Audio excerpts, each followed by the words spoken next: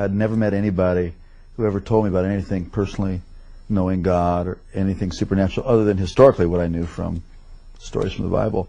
Never met one person who told me they had a real relationship with Jesus. Never knew about the need to really come into a relationship with the Lord through Jesus. And I was busy getting it on. But, you know, there's not enough excitement in the world to ever satisfy. You always got to have more. And I like stuff that was edgy, you know, skiing, and I always liked aviation stuff. And so I started taking flying lessons. Then I thought it'd be more fun jumping out of airplanes. So I became a sport parachutist, and that really got me. I mean, I became obsessed with skydiving. It really consumed my life. My existence revolved around that 30 to 60 seconds in free fall and that 5-minute parachute ride. Then I had to do it again. It's like like a drug, you know. It's almost good. Like an addiction. Oh, totally. And then all of a sudden, one night, all that was going to change. Shortly after takeoff, I don't really recall much because I was kind of dozing off, sitting next to the pilot, or actually sitting on the floor next to the pilot where we moved the seats in this new aircraft.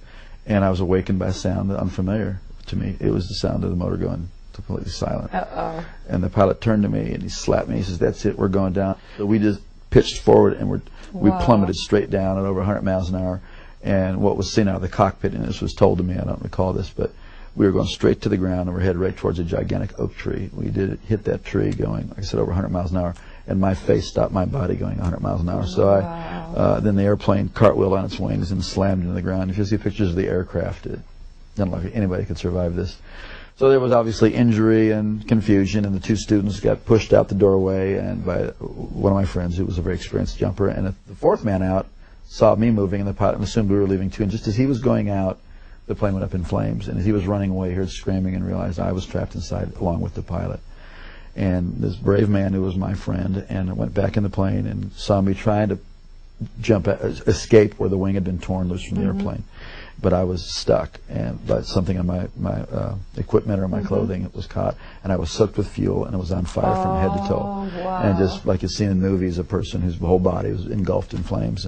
And this is where God did the first miracle. This man grabbed a hold of my parachute harness and with his bare hands tore that loose. It's 2,000 pounds tensile strength in each one of those straps. Wow. Pulled so hard he pulled his thumbs out of his sockets, dragged me away from the plane, and slapped the fire out. It kept reigniting, and then he tried to go back for the pilot, and he couldn't. He was burned alive. Well, they rushed me off to the hospital. Obviously, it was horrible, and they rushed me off to the hospital and saw that I sustained very serious injuries. I had a brain injury. I had burns over a large portion of my body. I had to find out my eye was blind, my right eye was blind, and you know, tremendous cuts, and you know, this shock of that crash. They told my family I was going to die. They told my sister to come that day because I was not going to be there in the afternoon. I had an experience I had never heard about. Never heard anything like this. As I was laying there in that condition, just racked with pain and discomfort in every way possible, suddenly my inner man, the real me, my spirit, sat up out of my body, and I could feel my legs go through the springs of the bed. Wow. And my spirit came out of my body as if you would take a glove off your hand. And instantly, I was in the spiritual world. Instantaneously, I knew this was the real world. And this man that I was seeing was the real me. Now, when that happened, were you aware of any pain still? Or no, I was totally completely separated from the pain and the carcass. Completely, no. And I didn't even remember turning around and looking. I mean, I was transferred immediately into a spiritual dimension. And everything about the spirit world is more real than this world. The colors are brighter. The edges of everything are sharper. The emotions are just enhanced. They are clear. And instantaneously, the thing that really struck me the most was there was a complete absence of the awareness of time. Everything in this world is relative to time. You know, you got up this morning, you'll go to bed at night. Something is old, something is new, it will get old. Something is born, it will die. Everything in this plane, in the physical plane, in the natural plane, is relative to time. But everything in the spiritual plane is relative to eternity. So what had been natural to be aware of time was totally gone. And I was totally aware of eternity. It is shocking. It is stunning to be conscious and to know what eternity is. Also, logic and reasoning doesn't happen there. Based on the sum total of all my intelligent thoughts that I've learned, I've had a death and I'm in the spirit world. It's like you just know that you know that you know. It's like having a revelation constantly, and it was incredible. And I knew I was traveling. I could feel that I was traveling. And as I looked ahead, there was this pure white light. It was whiter than the whitest snow and brighter than 10,000 suns. And yet I could look right at it, and it was compelling.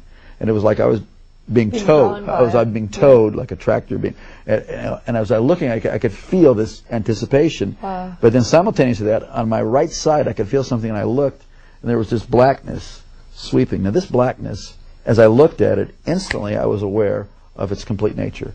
It was eternal, like I was experiencing eternity. It was without any matter. It was without any life. It was void, and it was forever, non-negotiable, cut off from the source of all life. And the more that I looked at it, the faster it would sweep. And the faster, and the more that that occurred, the more intense the feeling of the nature of being cut off and sealed forever and separated. It is horrific. Yes. Horrific. You would not, I used to never be able to stand to be near anybody who could say go to hell after that. Because you wouldn't want the worst person, you wouldn't want Adolf Hitler, Bin Laden, Saddam, you wouldn't want any human being to ever go in there. It was so horrible. And as that was sweeping, it got down to, it was eclipsing this light.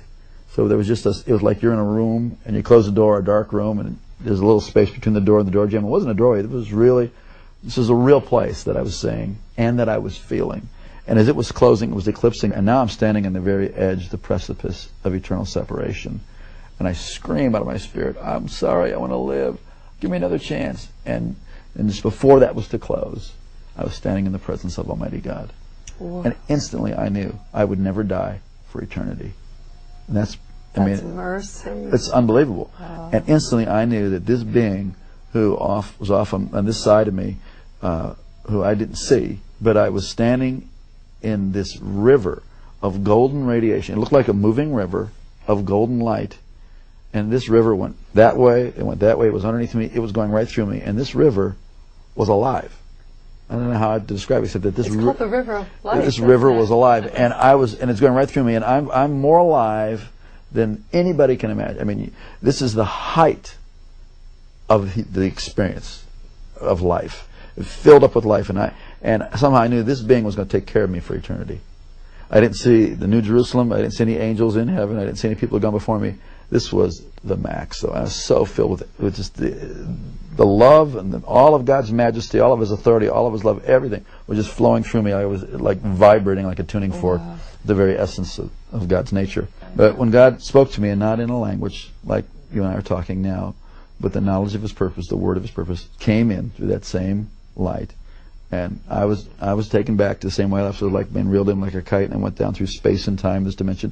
As my spirit settled into my body, and I could start to hear out of these ears and see out of this eye, I came to in the room, materialized, kind of like they beam up on Star Trek. Right. And I heard myself speaking in this beautiful language that I had never heard anybody talk about before. It's a heavenly language. Yeah, it was a beautiful language. And when my brain turned on, I thought, what in the heck is this other language? And I was no longer, the person who was dying and dead was no longer, and I was born again and filled with the Holy Ghost. I never heard about that. You know, for years I wondered what was that blackness and why did it sweep down to where it was just a sliver, like about a half-inch of white light. And years later, God revealed it to me. It was really a historical record of my life.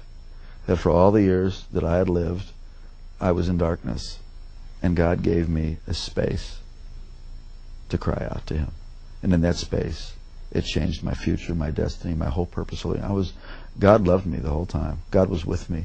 But, you know, please don't wait until you're that desperate. We're desperate right now, and He's with you, and you have a chance today to cry out to God. It's not complicated. It's not religious. I mean, certainly my prayer wasn't all that complicated, and it wasn't about religion. It was about I needed life, and there is no one of us before God that doesn't need the whole life that He has to offer.